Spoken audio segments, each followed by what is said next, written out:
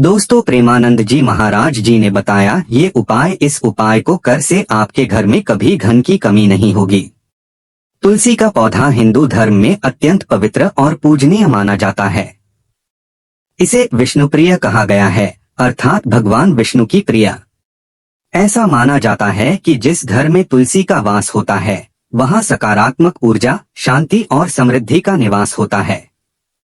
तुलसी केवल धार्मिक ही नहीं बल्कि आध्यात्मिक, सांस्कृतिक और आयुर्वेदिक दृष्टि से भी अत्यंत महत्वपूर्ण है। अगर आप भी भगवान विष्णु जी का आशीर्वाद पाना चाहते हैं तो चैनल को सब्सक्राइब जरूर करें। हिंदू परंपरा के अनुसार तुलसी का उद्गम कथा भगवान विष्णु के अवतार श्री कृष्ण एवं उनकी भक्ति रूपा वृंदा से जुड़ी है। ऐसा कहा जाता है कि वृंदा की भक्ति और पवित्रता से प्रसन्न होकर उन्हें पृथ्वी पर तुलसी के रूप में अमरत्व प्रदान किया गया।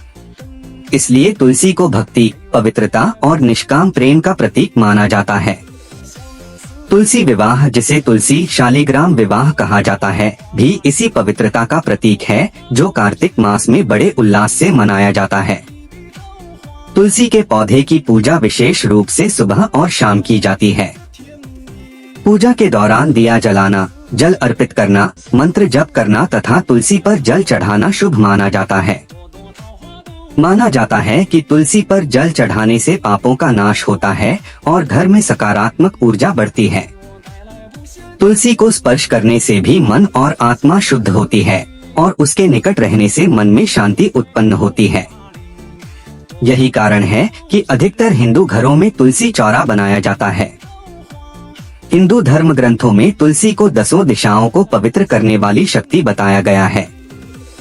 गरुड़ पुराण और पद्म पुराण में तुलसी की महिमा विस्तार से बताई गई है। ऐसा माना जाता है कि तुलसी का पत्ता बिना स्नान किए तोड़ा नहीं जाता और न ही रात्रि में या अमावस्या के दिन तोड़ा जाता है। तुलसी के प्रति यह आदर उसकी पवित्रता का प्रतीक है। आयुर्वेद में तुलसी को जीवनदायिनी कहा गया है। यह अनेक रोगों में उपयोगी है, जैसे सर्दी, खांसी, बुखार, गले के संक्रमण और पाचन संबंधी समस्याएं। इसके पत्तों में मौजूद औषधीय गुण शरीर की प्रतिरोधक क्षमता बढ़ाते हैं।